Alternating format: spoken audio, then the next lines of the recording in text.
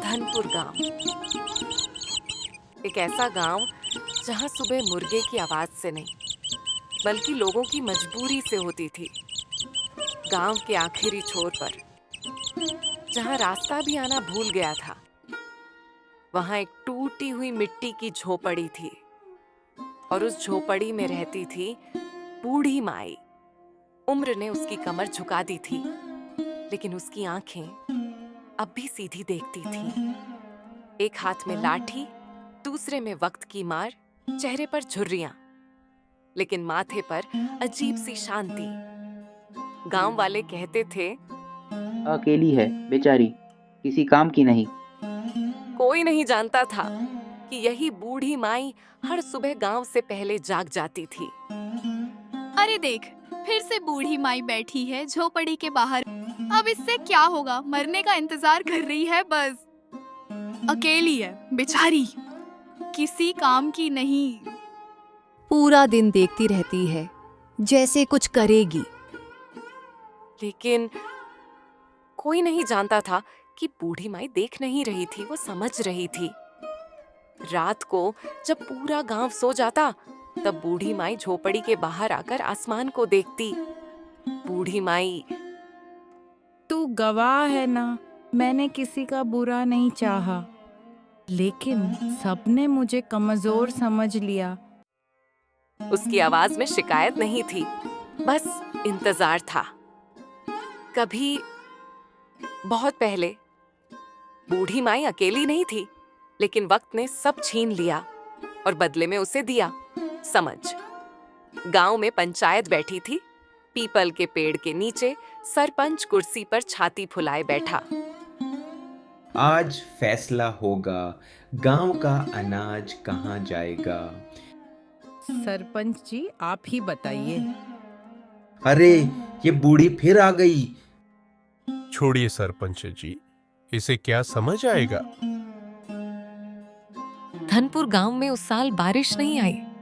पहले दिन लोग बोले, 2-4 दिन की बात है। 10 दिन बीते, फिर 20। धरती फटने लगी, कुएं सूखने लगे और अनाज धीरे धीरे गायब होने लगा। खेत ऐसे लगते थे जैसे किसी ने हरी चादर जबरदस्ती खींच ली हो। मवेशी खाली आंखों से देखते और बच्चे भूख से चुप हो गए। कल से चूल्हा नहीं जला, मेरे बच्चे ने रोटी मांगी, मैंने पानी पकड़ा दिया। सरपंच कुछ क्यों नहीं करता? सरपंच करता था, लेकिन अपने लिए। रात का समय सरपंच के घर के पीछे बोरियां रखी जा रही थीं। अनाज की बोरियां। जल्दी रखो, किसी को खबर नहीं लगनी चाहिए। अकाल तो है ही, दाम दुगुने होंगे। लेकिन उस अंधेरे में एक जोड़ी आंखें सब देख रही थीं। बूढ़ी माई झोपड़ी के बाहर बैठी थी। उसने कोई शोर नहीं मचाया, कोई सवाल नहीं पूछा, बस सब याद रखा। जब भूख बढ़ती है तो इंसान की असलियत खुद बाहर आ जाती है। लोग सरपंच के घर पहुंचे। सरपंच जी, अनाज दीजिए। अरे क्या करूं, सरकार से नहीं आया।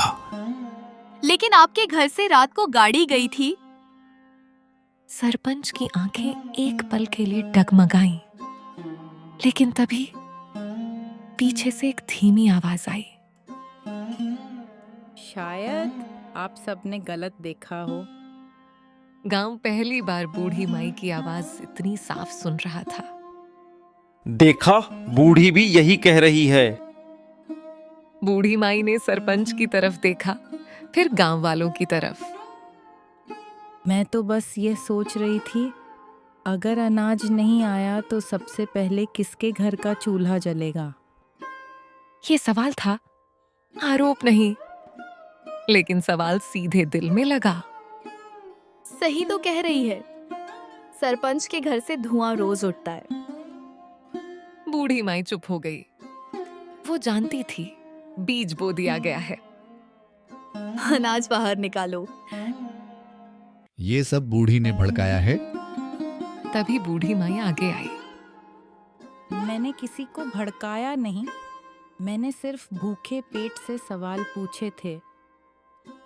सरपंच के पास कोई जवाब नहीं था और पहली बार धनपुर गांव ने देखा, बिना लाठी बिना ताकत एक बूढ़ी पूरे गांव को जगा सकती है। धनपुर गांव बदल रहा था। कल तक लोग बूढ़ी माई को मजाक समझते थे, आज लोग उसे ध्यान से सुनते थे, और जो ध्यान से सुना जाए वही असली ताकत बन जाता है। सरपंच रात को सो नहीं पाया, बिस्तर पर करवटें बदलता रहा, पसीना बहता रहा। क्यों घबराए हो? वो तो बूढ़ी है। बूढ़ी नहीं है वो लोगों के दिमाग में घुस गई है। तो क्या करेगी? जो नेता नहीं करता वो करेगी, डर पैदा करेगी। सरपंच नहीं जानता था कि डर तो पहले ही पैदा हो चुका था। बनिया के गोदाम में रात को दीपक जलता है। इससे क्या? वो सीधे आरोप नहीं लगाती, बस संकेत देती, और संकेत गांव में आग की तरह फैलते। अगले दिन कुछ लोग बनिया के गोदाम पहुंचे। दरवाजा तोड़ा गया। देखो, अनाज भरा पड़ा है। हम भूखे थे और ये छुपा रहा था। बनिया कांप गया, सरपंच को बुलाया। ये बूढ़ी सब खराब कर देगी। चुप, उससे पहले हम उसे खराब करेंगे। सरपंच ने गांव में अफवाह फैलाई। हाँ, रात को अकेले आसमान से बात करती है। कहीं चुड़ैल तो नहीं? गांव डर गया। बूढ़ी माई की झोपड़ी के पास कोई जाने से डरने लगा। रात में बूढ़ी माई झोपड़ी के बाहर बैठी, धीमी आवाज में गुनगुनाती। गांव वाले दूर से देखते और सोचते, ये बूढ़ी सच में अजीब है। एक दिन पंचायत लगी। सरपंच ने मौका देखा। गांव वालों, ये बूढ़ी हमें लड़वा रही है, टोना टोटका करती है। भीड़ चुप थी, डर और शक दोनों थे। टोना नहीं करती बेटा, मैं तो बस लोगों की लालच की बीमारी पहचानती हूँ। लोग हंस पड़े, डर टूटने लगा। अगर मैं चुड़ैल होती तो तुम सब यहाँ क्यों होते? बूढ़ी माई ने अचानक कहा, कल रात सरपंच के घर से फिर गाड़ी निकली थी। ये सीधा आरोप नहीं था, लेकिन सच था। हमने भी देखा था, तो वो अब भी छुपा रहा है। सरपंच गुस्से से चिल्लाया, ये झूठ है, ये बूढ़ी पागल है। लेकिन जब भी कोई ज्यादा चिल्लाता, लोग सच और ज्यादा मानते हैं। लोग सरपंच के घर गए, फिर से तलाशी हुई और अनाज मिला। गांव वालों ने पहली बार सरपंच को झुकते देखा। बूढ़ी माई सही थी, उसने बिना लड़े जीत लिया। गांव में अब सब कुछ बदल चुका था। जिस बूढ़ी को लोग कभी बेचारी कहते थे, आज वही फैसले की आखिरी आवाज बन चुकी थी। लेकिन बूढ़ी माई के दिल में न राज का लालच था, न कुर्सी की चाह।